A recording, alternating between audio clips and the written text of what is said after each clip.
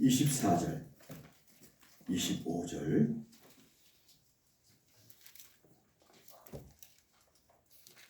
히브리서 10장 24절, 25절 같이 한 목소리로 읽도록 하겠습니다. 시작. 서로 도와와 사랑과 선행을 격려하며 모이기를 피하는 어떤 사람들의 습관과 같이 하지 말고 오직 권하여 그날이 가까움을 볼수록 더욱 그리하자. 아멘. 우리 좌우에 계신 분들과 격려합니다. 하나님은 오늘도 살아서 우리 가운데 역사하십니다. 우리 가운데 역사하십니다. 네. 오늘 우리가 함께 하는 이 말씀은 송구 영신예배 때에도 영신예배에서 제가 짧게 읽었고 말씀을 선포했는데요. 그리고 우리가 1월 1일 저녁에 했던 신년 축복 성회 때에도 이 말씀을 근거로 하나님의 은혜를 나누었습니다. 오늘 우리가 이제 혼신 예배인데요. 같은 내용을 축약해서 30분이 넘지 않는 범위 안에서 제가 이 말씀을 지난 그 신년 축복 성회 때 드렸던 말씀을 헌신에 초점을 맞추어서 다시 한번 얘기를 하도록 하겠습니다. 왜 1월 1일 저녁에 했던 말씀을 줄여서 다시 하는가? 이유는 간단합니다. 우리가 올 한 해 동안 가슴에 새기고 살아야 되는 하나님이 우리에게 주신 깃발이고 그리고 표대, 그렇다면 그냥 대강 한번 흘려듣는, 그래서 대체로 우리가 설교를 들을 때는 지난주 설교가 가물가물하잖아요. 그렇죠? 어떠세요? 지난주 제가 무슨 설교를 했는지 기억이 나실까요? 잘 안 나시죠? 제가 한 번씩 옛날에 제 아내한테 물어보면 굉장히 곤혹스러워했어요. 네. 그런 걸 왜 묻냐? 이제 그렇게 제 아내는 콩나물에 물 주듯이 그 물은 빠져나가고 나는 잘하고 뭐 그렇게 이해하면 될 일이지 그걸 꼭 기억에 담아야 되냐? 네, 그걸 일주일 동안 안 잊어버리고 기억에 담는 사람은 절대 치매 안 걸립니다. 네, 그런데 그거 흘려가는 거야. 잊어버려도 괜찮아. 그런 사람에 대해서는 제가 보장을 못합니다. 그리고 오늘 우리가 이 말씀을 다시 생각하는 이유는 거기에 있습니다. 마음에 새기자. 마음에 새기자.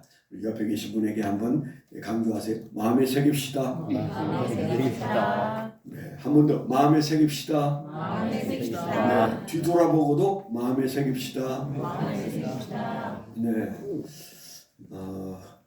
뭐 유튜브로 전국에 방송을 안 하니까 이렇게 편하네요. 네, 제가 뉴스를 뜨고 또 뭐 농담도 할 수 있고 아주 좋습니다. 오늘 우리가 이 말씀이 사실은 작년에 하나님 앞에 주님, 내년에 우리가 가야 할 방향과 또 마음에 품어야 할 중요한 신앙에 좀 채워져야 할 부분들이 있다면, 그리고 강조하고 따르고 함께 만들어 가야 할 게 있다면 주님 가르쳐 주십시오. 이제 해마다 이제 그 다음 해에 어떤 목표 하나를 정하잖아요. 그럴 때 우리가 좀 채워져야 된다. 부족한 부분이 있다. 성령님과 함께 걸으려면 그분이 생각하는 대로 우리가 생각해야 되는데 그분의 생각에 미치지 못하는 게 뭐가 있을까? 이제 그런 것들을 생각하는 중에 제 마음속에 일어난 생각은 우리에게 지금 이름에 걸맞는 교회로 가야 하는데, 사실은 교회는 이 세상에 가장 아름다운 공동체예요. 이 세상에 아름답다 해도 가정만큼 아름다운 게 없거든요. 그런데 성경은 그 가정과 함께 똑같은 비중으로 교회를 말하고 있잖아요. 그렇기 때문에 이 세상에 우리가 다 열심히 자라서 때가 되면 결혼을 하고 가정을 꾸립니다. 그래서 그 가정은 하나님이 창조하신 아주 아름다운 거예요. 설교하다 보니까 지난 주중에 저기 내려앉았던데 아직도 내려앉아요. 천장.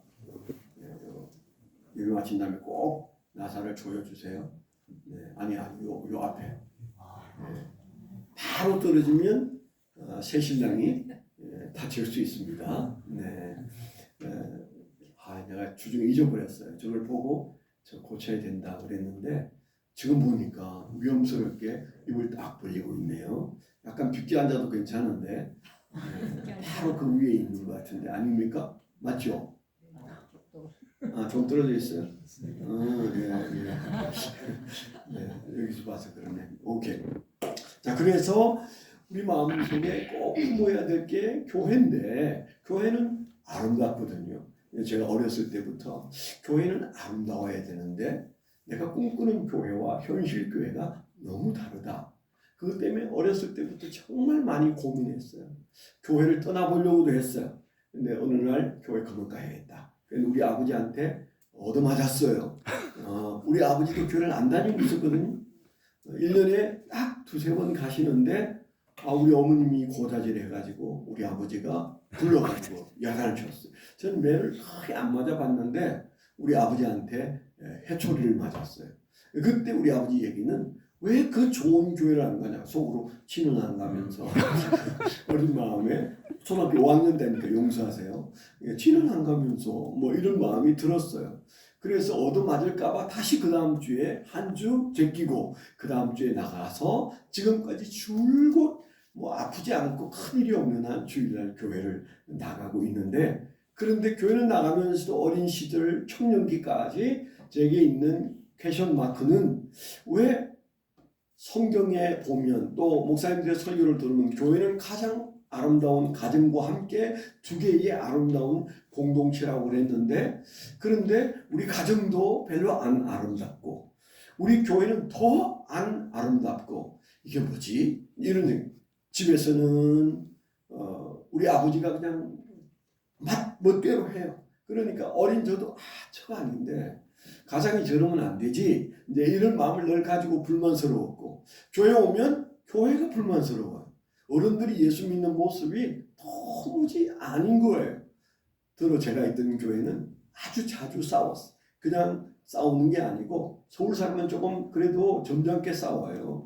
근데 경상도 사람들은 소리가 크잖아요. 그리고 막 주먹도 나가고 멱살도 잡고 그런 모습을 보면서 이거 아니다. 이거 아름답지가 않아. 제 마음속에 꿈꾸었던 그 아름다운 교회 때문에 개척할 때 교회 이름을 용감하게도 아름다운 교회 그렇게 지었더니 막 즐비하게 사람들이 아름다운 교회라는 이름을 그 뒤에부터 짓기 시작했어요. 보시면 그 연영을 보시면 교회 이름을 고친 것 외에는 다 아마 우리 교회 뒤에 아름다운 교회가 아니었을까. 뭐 있었겠지만 우리 교회보다 먼저 있었겠지만 그렇게 마음의 감동이 있었는데 그리고 그걸 자랑스럽게 생각했는데 저 아름다운 교회가 아니어도 내가 본 교회, 내가 출석하는 교회 중에는 가장 아름답다. 그런 마음이었었는데 지금도 그러냐? 그러면 좀 이제 퀘션 마크예요. 그러나 하나님께서 이제 올해 첫 주부터 아름다운 교회로 우리에게 구별하신 지금부터 다시 그 아름다움을 추구해요. 그런데 정말 교회는 아름다운데 우리 교회가 이름을 붙인 그 아름다운 교회가 가려면 무엇부터 해야 되느냐? 가장 중요한 게 뭐냐? 그렇게 물을 때 저는 주님께 그렇게 도전을 받습니다. 사랑해야지. 사랑해야지. 사랑해야 아름다워지는 거야. 가정도 마찬가지예요. 돈으로 가정이 아름다워질 수 없고요. 세상 권력으로 아름다워질 수도 없고요. 심지어는 건강으로도 아름답기에는 부족해요. 그런데 하나가 있으면 건강하지 않아도 돈이 없어도 사회적인 지위가 낮아도 아무 문제가 없어요. 또 심지어 자녀가 질병에 쌓여서 어려움을 겪어도 문제 없어요. 뭐만 있으면 사랑만 있으면. 그러니까 우리가 이 너무 당연한 말 앞에서 우리는 당연하게 그 사랑을 노력하고 사는가에 있어서 저는 우리 교회에게 하나님께서 주신 말씀이라고 여기는 것이 지금 우리는 하고 있는 사랑의 10배나 100배로 사랑하지 않는 한 하나님께서 우리를 불러내신 목적을 이룰 수가 없다. 우리가 잘 아는 고린도전서 13장에 사랑이 없으면 아무것도 아니라고 그랬어요.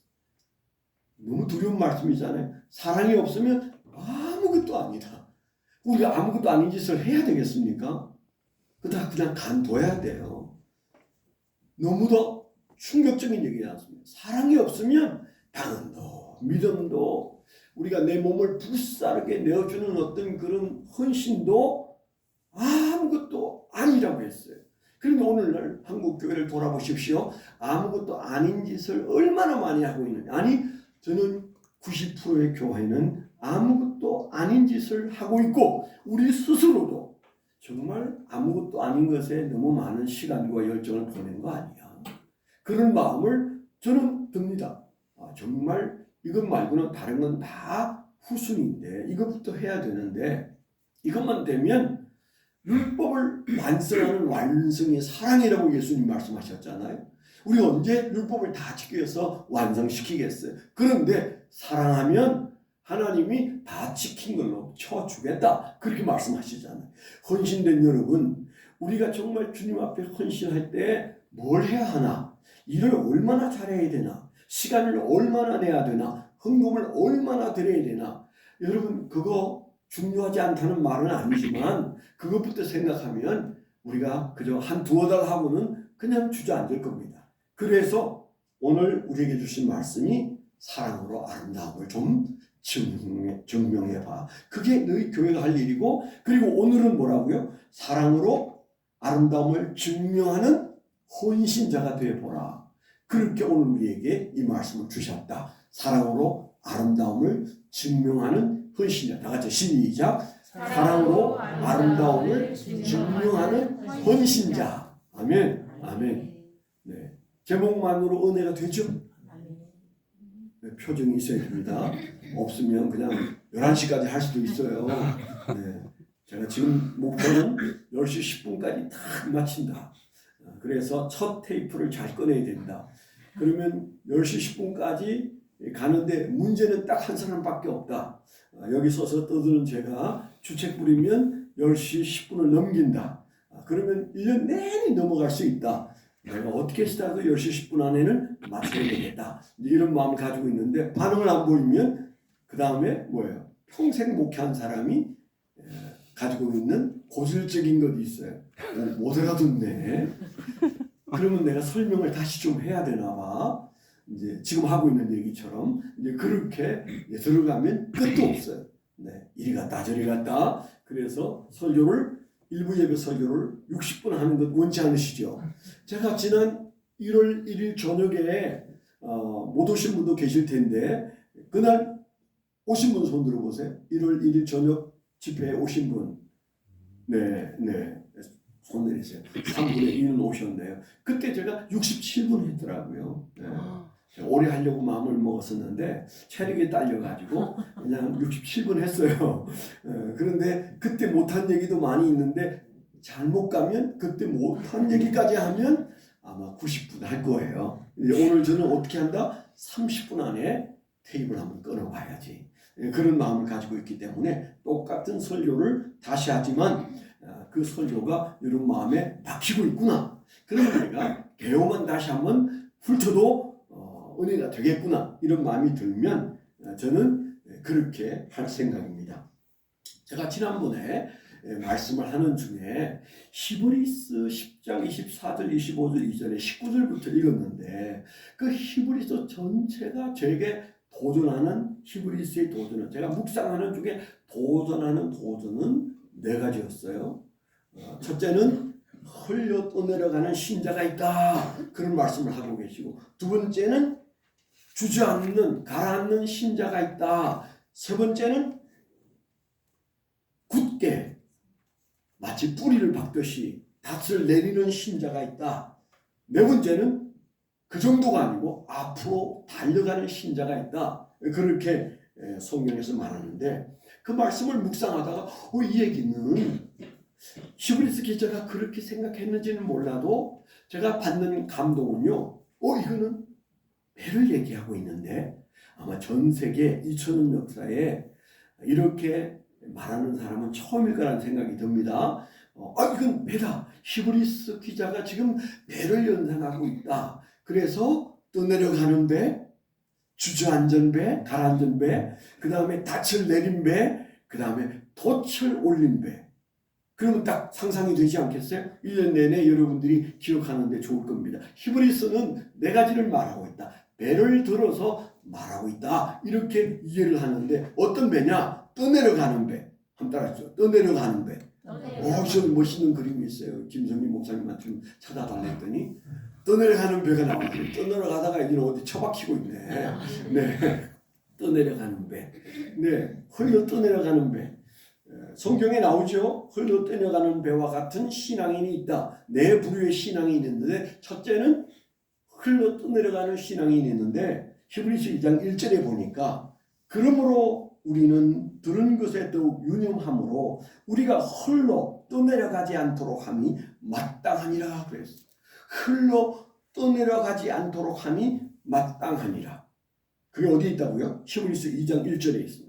그게 분명히 나와 있죠. 흘러 떠내려간다. 신앙인의 신앙이 흘러 떠내려가서 어제는 여기에 있었는데 오늘은 보이지 않고 세상 속으로 흘러가 버린 사람들이 그때 많이 있었다는 거잖아요. 배로 말한다면 그 배가 이제 엔진을 끄고 돛도 내리고 그리고 가만 앉아 있으니까 조류를 따라 배가 흘러서 그저 태평양으로 어디로 흘러간다. 신앙이 그렇게 흘러 떠내려가는 사람들이 있더라. 그 얘기를 하고 있는 거예요.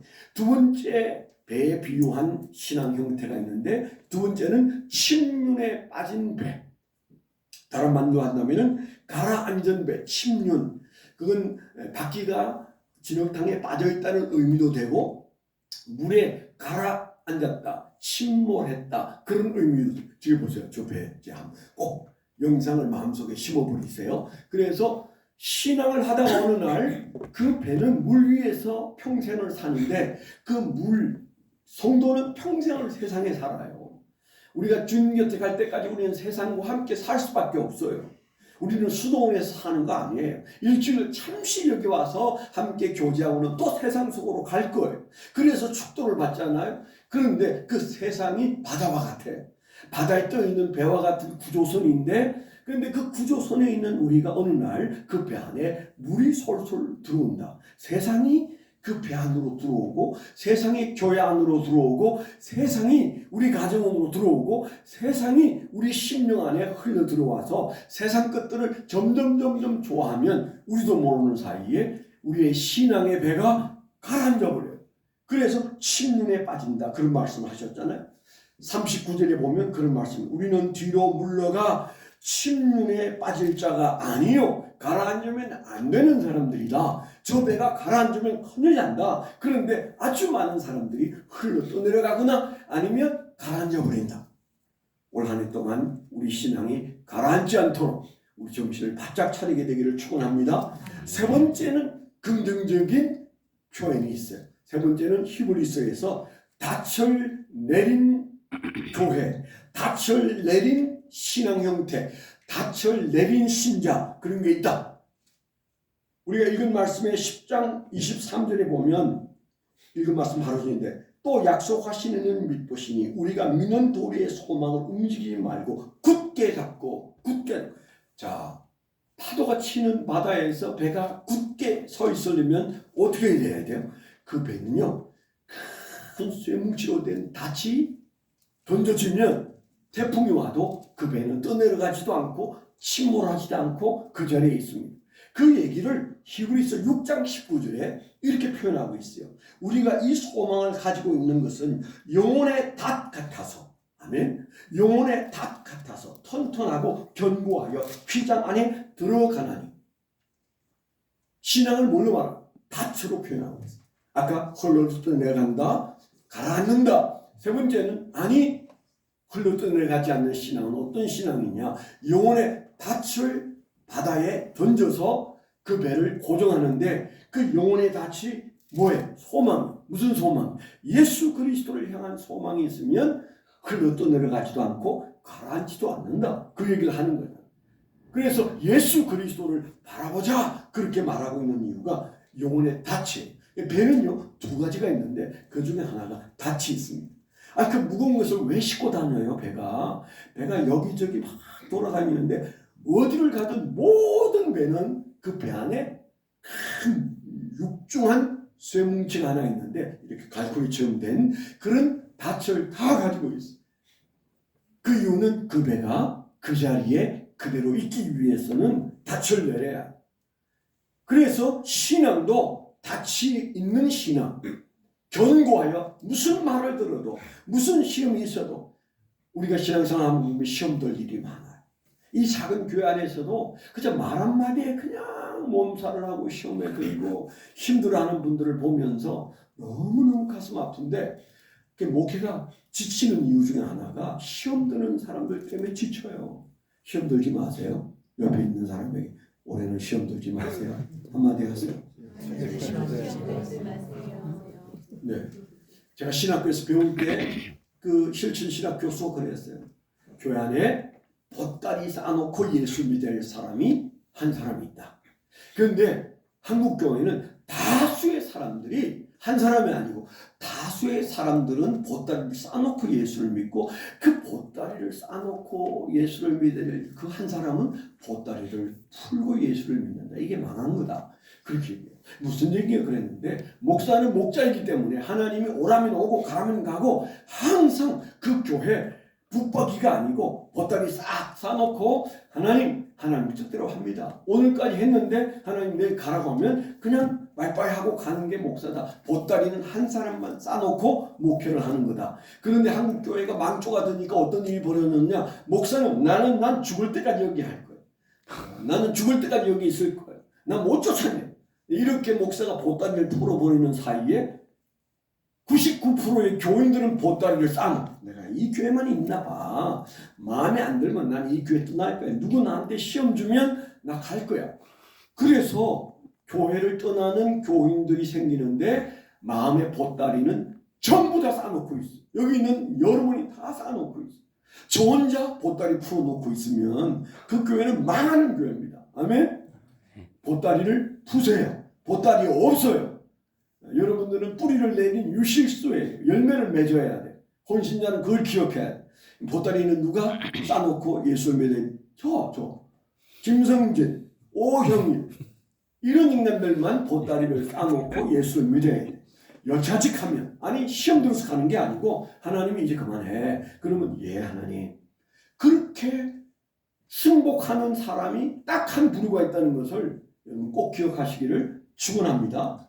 그래서 닻을 내리고 예수를 믿는 것이다. 용의 닷 같아서.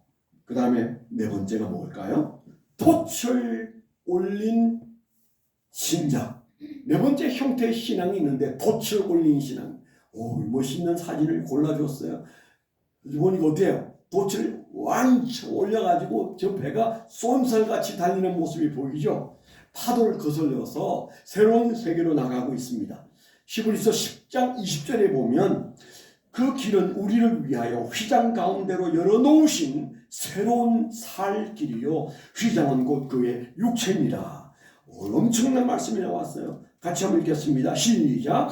그 길은 우리를 위하여 휘장 가운데로 열어놓으신 새로운 살 길이요 휘장은 곧 그의 육체니라.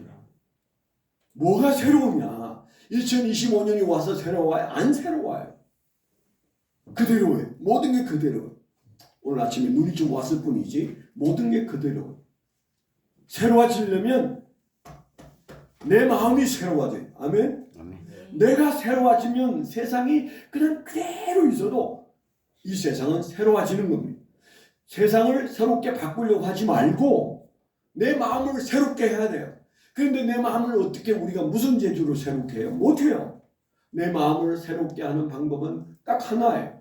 하나님께서 새 길을 내셔야 돼요. 새 길에 서 있는 자만 새로운 마음으로 새롭게 살 수 있는데 여기 뭐래요? 새 길이 있다. 새로운 살 길이 있다. 그렇게 말하잖아요. 할렐루야. 그 새로운 살 길이 있는데 그 새로운 살 길이 어떤 길이냐? 휘장을 찢고 들어선 길이다.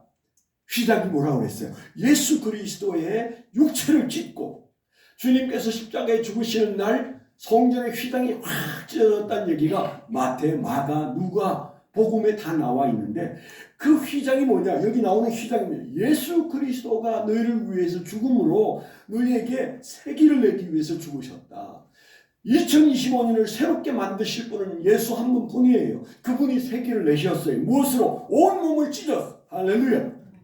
이 은혜를 붙들고 가야 돼요. 아멘 크게 하셔야 빨리 마칩니다. 네. 그래서 우리 마음속에 새 길이 있는데 어찌 내가 그 길로 갈 수 있을까? 뭐가 달라질 수 있을까? 달라지는 길이 하나 있어요. 새 길에 들었으면 됩니다. 그 새 길은 어떻게 들었을 수 있어요? 휘장 찢어진 사이로, 예수 그리스도의 죽으심 사이로, 예수 그리스도의 십자가 사이로, 십자가의 길을 건너면 우리가 새 길에 들어서고 그 새 길 앞에 누가 있다고 그랬어요? 이 말씀의 뜻은 뭐예요? 그 앞에 하나님의 보좌가 있어요. 지성소 시은좌가 거기에 있는 거예요. 대제사장이 하나님을 만나러 가는 시은좌. 그 시은좌는 바로 그 휘장이 켜져 있고 그 휘장을 지나서 갈 때 있는데 휘장이신 예수님이 열어놓으니까 그 생명으로 열어놓으니까 우리가 그 시길에 들어섰고 그게 누구를 만나요? 하나님을 만나요. 그래서 담력을 가지라는 말을 히브리서에서 여러 번 하고 있는데 이 새로운 살 길을 하나님께서 우리에게 내시고 우리에게 이 말씀을 주셨는데 그러면 어떻게 우리가 이 새로운 살 길에 들어서서 살 것이냐? 새로운 살 길인 돛을 달고 달려가는 배로 살기 위해서는 우리가 신앙 루틴을 가져야 돼요. 신앙 루틴을 가져야 돼요. 처음 듣는 말씀이지만 꼭 새기세요. 신앙 루틴을 가져야 돼요. 배를 통해서 네 가지로 신앙 형태를 얘기했는데 네 번째가 우리가 가져야 할 중요한 신앙 형태라면 우리는 그 새로운 길을 걸어갈 수 있는 신앙 루틴을 가져야 돼요. 오늘 말씀에 보면 뭐라고 그랬어요? 24절에 서로 돌아보아 사랑과 선행을 격려하며 모이기를 피하는 어떤 사람들의 습관과 같이 하지 말고 습관이 뭐? 그 습관이 뭐예요? 루틴이에요. 신앙에는 루틴이 있어요. 모든 것에는 루틴이 있어요. 여러분들이 일정한 루틴을 가지고 살아요. 오늘 일부 예배 나오려니까 그 루틴을 조금 바꾸려니까 좀 힘들었죠? 네. 저도 한 달 동안 일부 예배 없는 즐거움 속에 아침 내내 시간이 안 가요. 그래서 너무 즐거웠어요. 차 마시고 왔다 갔다 하고 찬송 부르고 기도하고 그래도 시간이 안 가요. 와, 일부 예배 없는 게 이렇게 할렐루야 할 수가 없네 그랬는데 딱 한 달 만에 그거 싹 말아붙이고 일부 예배 나오느라고 우리가 다 힘들었잖아. 저도 오늘 지각할 뻔했어요. 8시 45분에 여기 도착했다니까. 그러니까 루틴이 바뀌니까 이제 여기에 적응해야 되는 시간이 필요한 것처럼 오늘 말씀에 분명히 어떤 사람이든 습관을 가지고 있다. 그런 습관 가지지 마라. 그렇게 말했단 말을 뒤집으면 너희가 습관을 가져야 돼. 새로운 길을 걷는 사람은 새로운 루틴을 가져야 된다. 그 말이죠. 습관. 예수님도 겟세마네 동산 가시는 모습을 어떤 기자가 뭐라고 했어요? 습관을 쫓아 가셨다. 바울 사도가 기도하러 갈 때도 습관을 쫓아 기도하러 갔다. 그렇게 되어 있어요. 그래서 우리가 새로운 길에 들어서는 우리는 새로운 습관이 만들어야 되는데 네 가지입니다. 루틴. 헌신자의 헌신 루틴 1, 2, 3, 4가 있는 첫째는 돌봄. 오늘 뭐라고 그랬어요? 서로 돌아보아. 돌아본다는 게 뭐예요? 챙긴다는 말이에요. 좀 챙기세요. 몇 명 안 돼요.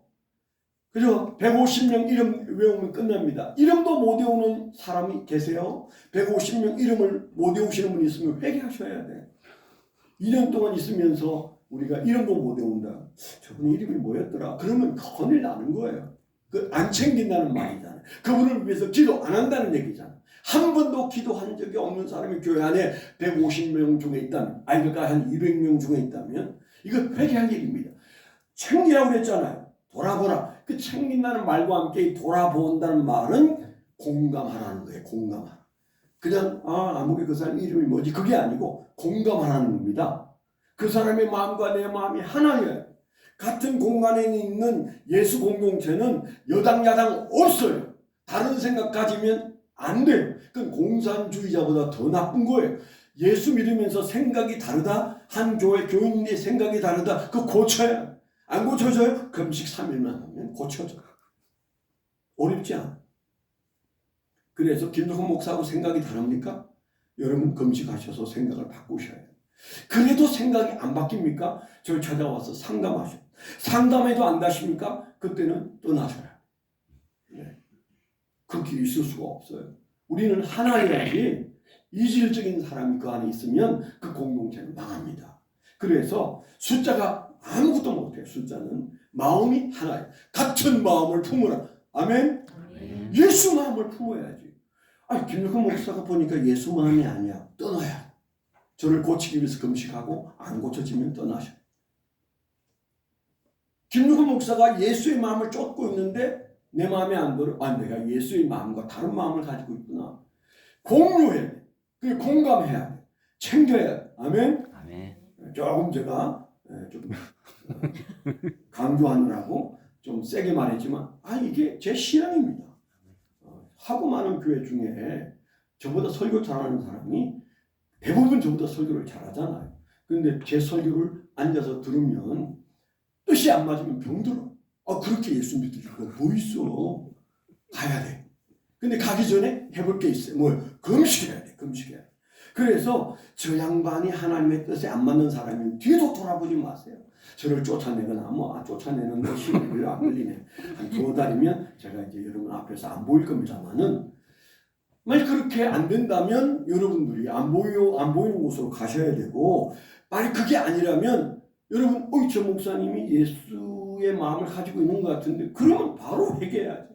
금식하고 그리고 몸부림치고 상담하고 그래서 내가 다른 마음을 품고 있구나. 그러면 그게 뭐? 마음을 같이 하는 게 아니에요. 마음을 같이 해야 돼. 오늘 말씀해 보니까 이게 분명히 돌아보라. 그 다음에 두 번째 헌신 루틴 2. 두 번째는 격려하라고 그랬어요. 격려하라. 그게 격려가 뭘까요? 사랑을 격려하고 그 다음에 뭐라고 그랬어요? 선행을 격려하고 우리 공동체 안에 어떤 사람이 사랑을 품고 있으면 그 사랑을 격려해주고 선행을 하면 그 선행을 격려해주고 격려해야 된다는 게 격려가 사라진 교회는 아무것도 아닙니다. 헌신자 여러분, 선생님 여러분, 그리고 운영위원회부터 시작해가지고 재직 여러분, 우리는 일하는 사람이기 전에 격려하는 사람입니다. 격려가 내가 해야 할 일이다. 아멘? 입에서 잔소리가 나가면 안 돼요. 비판의 얘기가 나가기 전에 격려가 나가요. 사랑하고 그리고 정말 그들을 격려할 때 하나님께서 우리를 헌신하고 있구나 이렇게 생각하십니다. 에베소 교회가 사랑이 메마르니까 그 교회는 촛대로 옮겨버린다고 그랬어요. 사랑이 없으면 지도자를 옮겨버린다 그렇게 말했어요. 우리 교회는 에베소 교회와 라오디게아 교회 첫 교회와 7번째 교회 사이에 있어요. 그 어딘가에 있어요. 그러면 고칠 게 많다는 얘기잖아요. 그 다음에 헌신 루틴 세 번째는 모여야 돼. 모이는데 헌신하세요.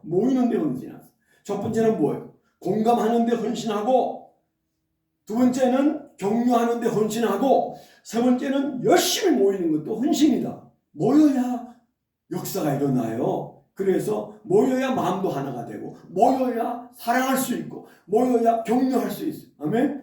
그러니까 모이는 습관, 모이는 루틴이 우리에게 습관이 돼요. 그냥 삐끗하면 교회 와서 왔다 갔다 해요. 여기 뭐 일주일에 한 2-3번 아니고 4-5번 어떤 매일 오는 분도 계세요. 저는 얼마나 그게 주님이 기뻐하는 헌신인지 몰라요. 뭘 헌신해야 되냐 고민하지 마세요. 그냥 일 없으면 호수 한 바퀴 돌고 여기 올라와서 앉았다가 가요. 저는 저기 앉아있으면 시간 가는 줄 모르고 너무 좋아요. 세상에 내가 본 뷰 중에 가장 좋은 뷰 중에 하나예요. 예? 오늘 또 눈이 왔으니 얼마나 좋아요. 그러니까 주중에 와서 여러분들이 교회에 오면 누군가 만나면 반갑고 그리고 차 마시고 같이 기도하고 그리고 이런저런 모임에 열심을 내야 되는데 우리는 지금 가정교회를 다시 일으켜야 되는데 모임에 대한 헌신이 일어나야 된다. 마지막으로 네 번째 헌신 루틴은 재림을 사모해야 돼. 재림을 사모하는 것도 헌신이에요. 초대교회 교인들이 정말 그들이 헌신된 모습, 죽을 수 있었던 모습, 매를 맞아도 그들이 흔들리지 않았던 모습은 뭐예요? 재림이 그 마음속에 소망으로 자리 잡고 있었기 때문에 어떻습니까? 이 네 가지만 있으면 여러분들은 헌신자로 부족함이 없고 아름다운 교회는 그것으로도 사랑이 넘치는 여러분이 꿈꾸는 이상적인 교회가 될 줄 믿습니다. 네, 10시에 마쳤습니다. 네. 기도하겠습니다. 하나님 아버지 감사합니다.